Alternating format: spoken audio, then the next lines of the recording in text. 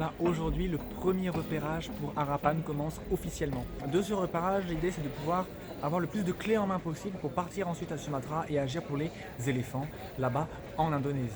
Me voilà enfin au plus grand sanctuaire pour éléphants d'Asie. Les entendre barrir de joie, courir et s'amuser est le résultat le plus concret de la réussite du travail mené par Lake Scheller, la fondatrice du sanctuaire. Le sanctuaire ne fonctionnerait pas longtemps sans ces personnes essentielles. L'heure est donc au déchargement des camions et en groupe, évidemment. Nous prenons un camion dernier cri et en parfait état qui se charge vite, puis distribution de bois pour tout le monde. Impressionné par cette véritable héroïne des éléphants, je suis allé l'aborder pour lui parler de Harapan. Très intéressé, Lake m'a soutenu totalement et m'a donné des contacts précieux sur Sumatra.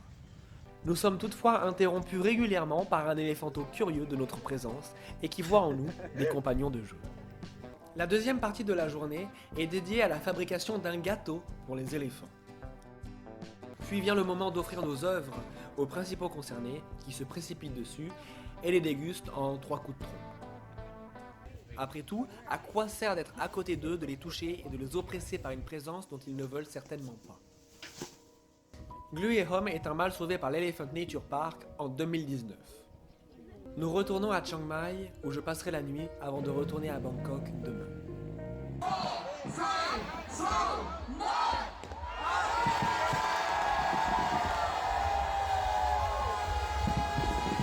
Maintenant, il est temps de partir à la rencontre des éléphants sauvages.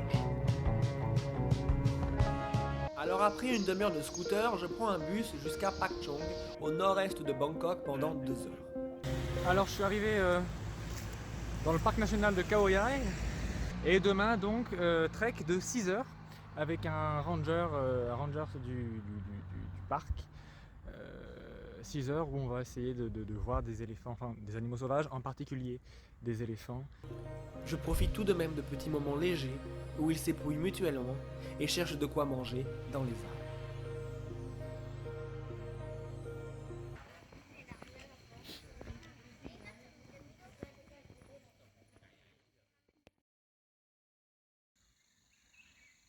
Aujourd'hui, l'objectif est de faire une marche de 6 heures en pleine jungle dans l'espoir de rencontrer des éléphants sauvages.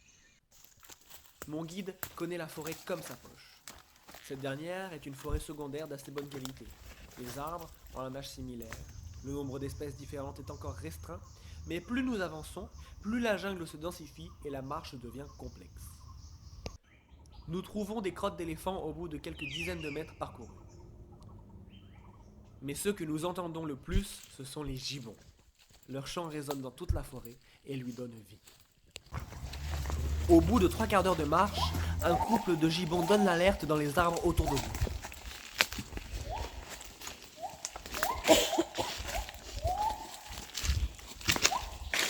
Les gibbons chantent chaque matin en couple pour délimiter leur territoire. En nous voyant, ils poussent des cris d'alerte puis des chants pour avertir les autres couples de la forêt, qui finissent d'ailleurs par répondre.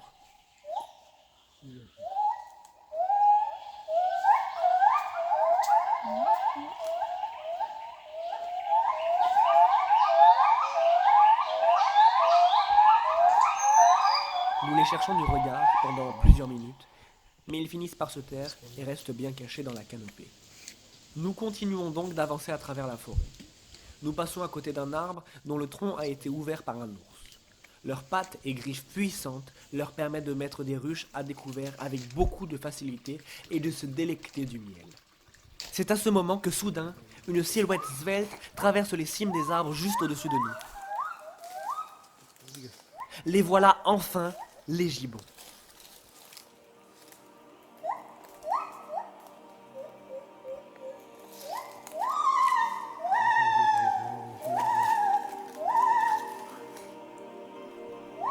Ce moment semble hors du temps. Qui regarde qui?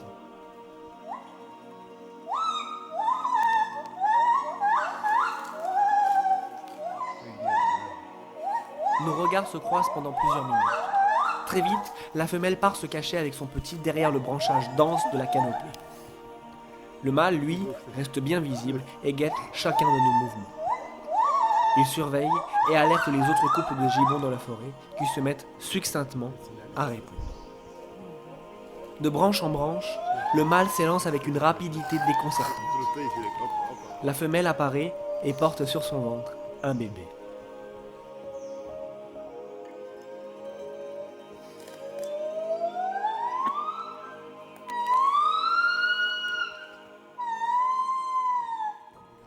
Après 10 bonnes minutes d'observation, nous partons pour ne pas les déranger plus longtemps. Les traces d'éléphants sont de plus en plus fréquentes. Au sud de la réserve, les éléphants sont impliqués dans de violents conflits avec les populations locales.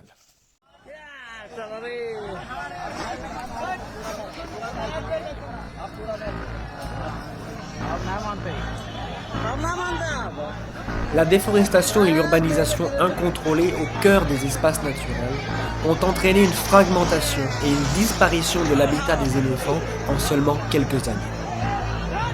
Contraints de vivre à proximité directe des villages, les éléphants se retrouvent perdus et en détresse au milieu des infrastructures humaines. Ils sont chassés, blessés, tués.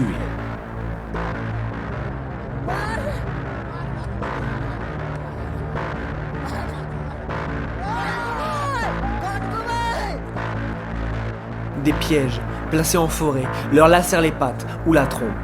Certains éléphanteaux, pris dans un collet, finissent par perdre leur trompe.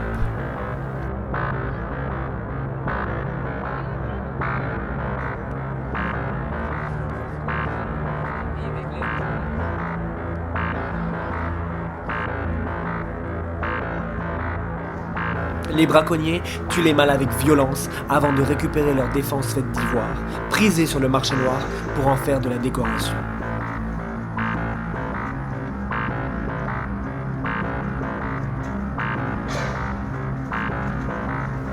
Pour récupérer les défenses, ils y vont à la hache et tranchent la tête de l'animal en deux. Certains installent des barrières à haute tension autour des terres. Les éléphants meurent électrocutés et laissent parfois des orphelins derrière eux. D'autres remplissent les fruits et les légumes qu'ils cultivent de poison. L'éléphant s'écroule quelques mètres plus loin.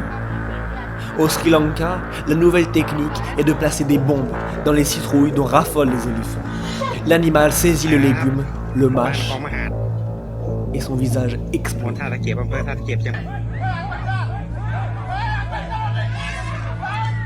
Des bombes sont aussi placées autour des terres. L'éléphant, en quête de nourriture, marche dessus et la bombe explose sous ses pattes. Il arrive alors qu'on voit des éléphants courir sur les routes en état de détresse intense avec leurs organes qui traînent au sol.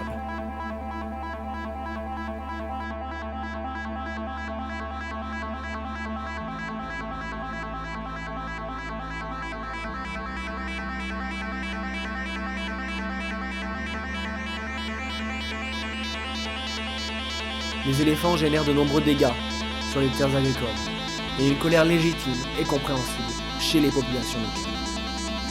Chaque année, des éléphants et des hommes sont tués dans ces conflits. Mais qui est le responsable de cette situation catastrophique?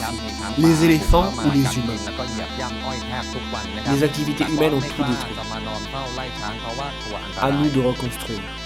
Il reste encore du temps.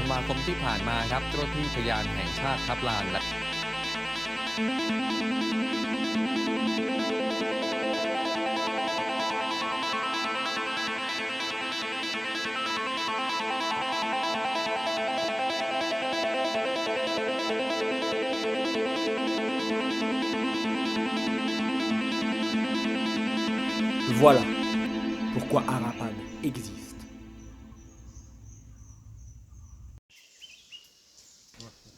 Plus nous marchons, plus nous voyons des excréments d'éléphants au sol. Nous passons régulièrement par des zones ouvertes avec une végétation basse, des arbres au sol. Ce sont les éléphants qui en sont à l'origine.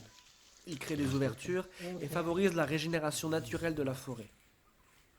Ils disséminent des graines et offrent des habitats au reste de la faune et de la flore.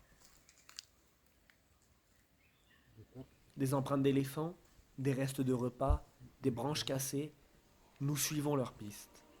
Jusqu'au moment où nous tombons sur des crottes fraîches, très fraîches. À peine avons-nous le temps de réaliser cela que de puissants craquements se font entendre quelques dizaines de mètres plus loin. Le feuillage bouge. Un arbre est secoué dans tous les sens. Elephant, elephant, murmure le guide du parc national de Khao Yai.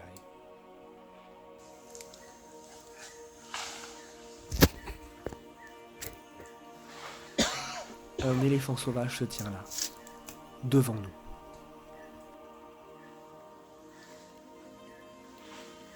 Nous essayons de distinguer sa silhouette, mais cela est difficile dans la masse de végétation devant nous. Soudain, une trompe saisit une branche et la casse. Ça y est, on distingue sa silhouette.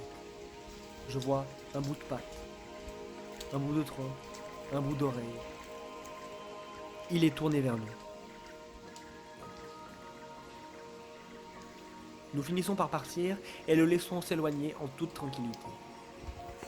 Plus de 300 éléphants évoluent librement et en toute sécurité dans le parc. J'ai eu la chance et le privilège de croiser l'un d'entre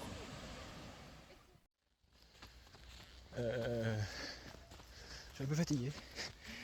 La marche de 5-6 heures s'est super bien passée. On a vu des gibbons sauvages, on a vu des éléphants, un éléphant sauvage, enfin bref, c'était extraordinaire. Et puis la richesse de la biodiversité ici. À la fin, donc, je voulais juste aller voir notre guide pour en savoir plus sur les conflits qu'il y a autour du parc, savoir plus sur ce qui se passait. Bon, bah j'ai rien appris en fait. Je lui ai demandé s'il y avait des problèmes. Il m'a dit que oui. J'ai essayé d'en savoir plus et il est resté très... Il m'en a pas dit plus quoi. Et j'ai eu l'impression qu'il voulait pas trop m'en dire plus non plus. Peut-être que c'est un sujet sensible, je ne sais pas. Enfin bon, en tout cas, cette excursion en forêt est plus que réussie.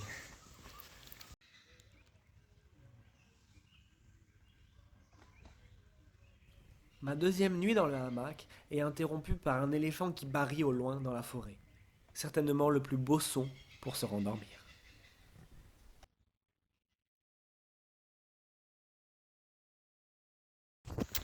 Bon, eh bien, c'est le jour du retour dans la France. Donc là, aujourd'hui, j'ai toute la journée, je suis encore dans le parc de Khao Yai. Toute la journée pour aller à Bangkok. Je sais pas encore comment j'y vais. J'avais essayé de réserver un taxi, mais il semble qu'il n'y a aucun chauffeur qui soit dans les environs pour me prendre. Donc je vais certainement faire du stop et puis je vais voir ensuite à la sortie du parc comment je peux faire. Et puis ensuite à Bangkok, décollage à minuit, non 3h du matin et retour en France. Une grosse journée quoi. Alors ici, certaines espèces ont plus du tout peur de l'homme. Il y a plein de cerfs et des macaques qu'on peut approcher vraiment de très près quoi.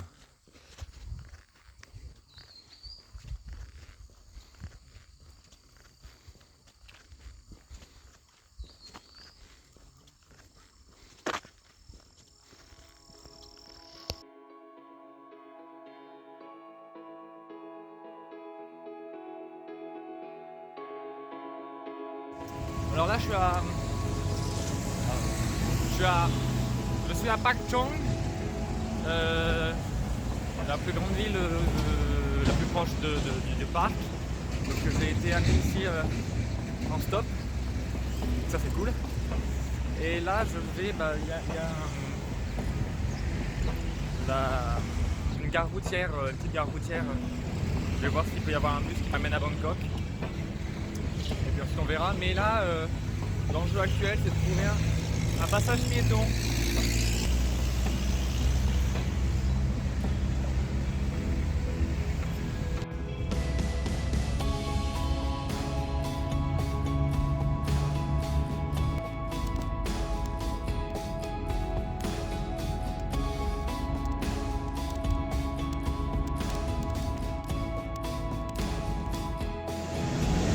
le retour.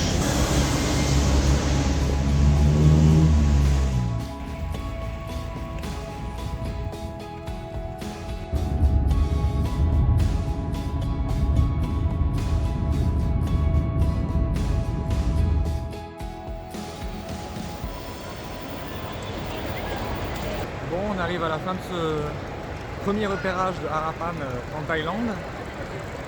Franchement, ça a été 2 semaines denses, mais extraordinaires, qui m'ont permis d'avoir énormément d'éléments concrets, techniques, et d'intérioriser énormément d'éléments pour Harapan.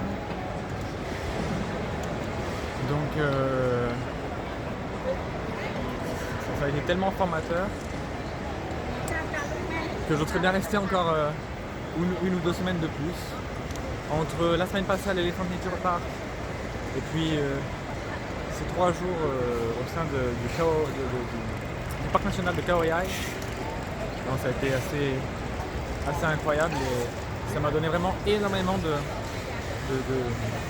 clés en main, d'outils très solides pour pouvoir continuer de développer le projet Harapan et de lui donner vie dans les mois à venir.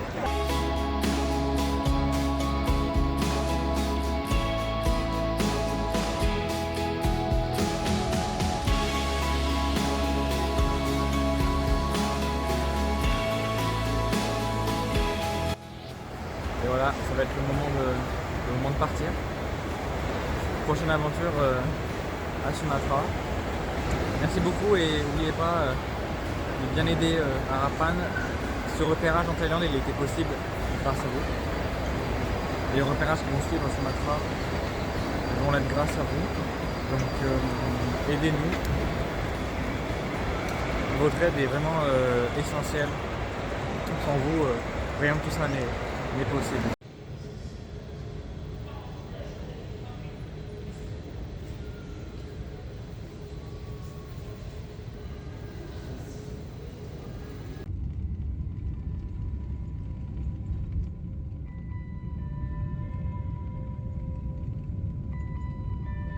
Cette aventure extraordinaire en Thaïlande m'a donné les éléments les plus solides pour agir de manière concrète et efficace en Indonésie. Cette première étape de la construction de Harapan est un véritable tremplin vers la sauvegarde active des éléphants. Croyez-moi, nous ne sommes qu'au début de l'aventure.